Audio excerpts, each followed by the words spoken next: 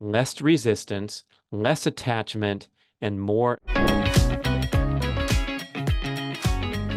Okay, we have more relationship tips inspired by John Gray for listening and communicating. And we're going to start out with a bomb here. Unsolicited advice, criticisms, suggestions, complaints, and judgments are unproductive for a relationship. What happens is we tend to react automatically in a stress response. Remember my podcast with Dr. Bruce Lipton, where he asserted that we are operating from flawed subconscious programming somewhere around 93 to 98% of the time. So when we get criticized, especially with the high stakes of our romantic relationship, we are going to kick into stress response and immediately engage in an argument. Unproductive. This reminds me of a tidbit that I read in recently in a great book called The Courage to be Disliked, where the suggestion is uh, never interfere with others' tasks in life, and tasks would be like their journey, the path that they're on when the author used that word. And also to refrain from delivering both praise and critique.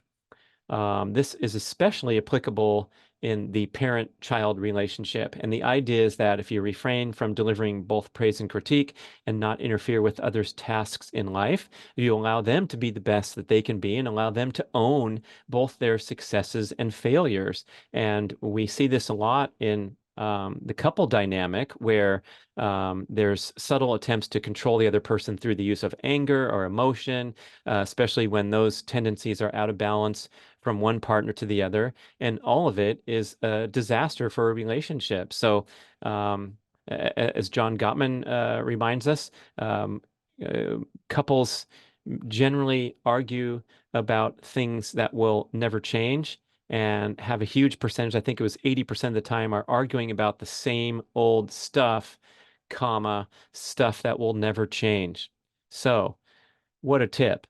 Refrain from dispensing unsolicited advice, criticisms, suggestions, complaints, and judgments. Now, if someone comes forth and says, hey, I could use your advice on this, or hey, we have a problem we need to solve as a team, as parents, or with one of the partner's concerns outside the relationship in the workplace or whatever, then you get into it and talk about it and dispense whatever feedback is solicited. But walking around with all these fantastic ideas for how your wife should run her business or how your husband should clean up his workshop, that's not going to hit. What's going to happen is we're going to flip into subconscious programming. So here are some more details on that centerpiece notion here. Communication based on right or wrong is an attempt to control, punish, or shame.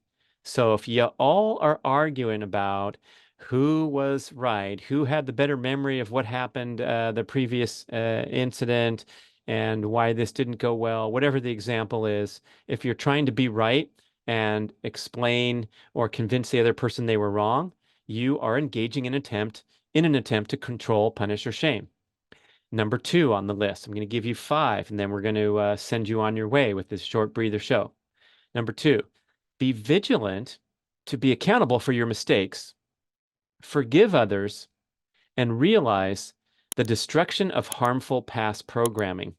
Balance your hormones. You know how to do that from listening to the other John Gray shows or reading the book Beyond Mars and Venus. Remember, males have to go off into their cave and regenerate testosterone with downtime, and females have to engage and ask for help and connect and get some of their needs met from the community, gossiping at the hair salon or the bridge club, and then asking their male partner for help rather than say, "I'll handle it, I'll take care of it, I'll do everything, I'll try to be Superwoman."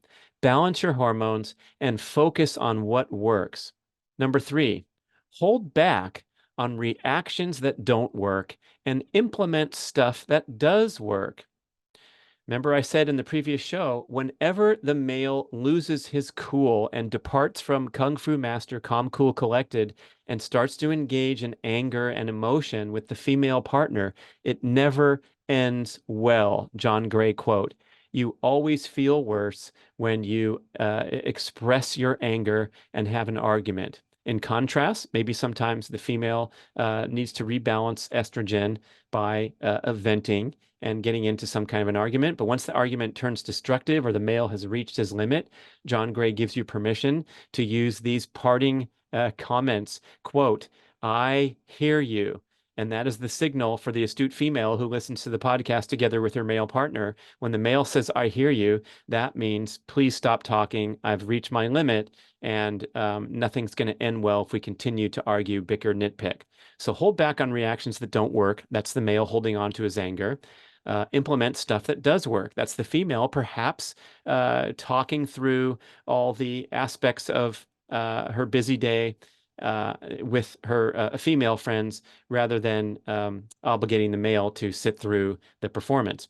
And please, I'm trying to be a little theatrical here, but I don't mean to offend anybody, especially as we're trying to rewind some of the incredibly evolved modern culture and acknowledge that we have these profound biological drives, and that's the essence of John Gray's work. So if I ever rifle your feathers by trying to describe a typecast male or a typecast female, that the intent here is to kind of get you thinking about what works and what doesn't work.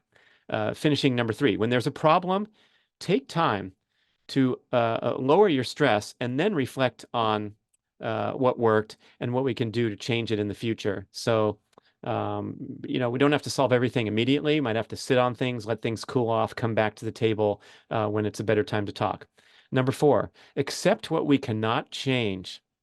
Appreciate what we can change and have the wisdom to know the difference. Let go of the need to be perfect. Maybe you recognize some of that terminology from the Serenity Prayer used by the 12-step programs, but that's a big one in relationships. And Dave Rossi emphasized this point on some of our podcast interviews, that you really shouldn't be thinking about trying to change your partner.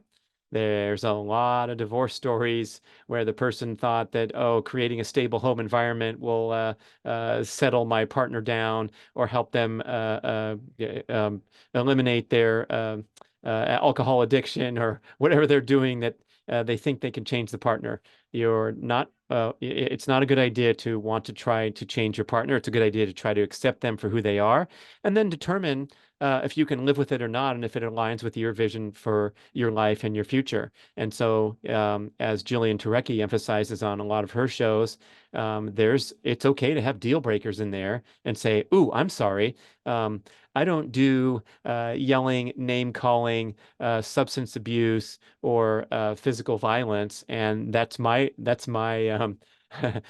deal breaker. I'm going to turn on my heels and extricate from this relationship." Those things are very, very important to have those and realize things that you can't change, accept what you can change, have the wisdom to know the difference, have the wisdom also, I'm going to add, to bail on the sinking ship if it's it's not going to change. Number 5, have radical acceptance that life is not perfect, your partner is not perfect, and new challenges will arise.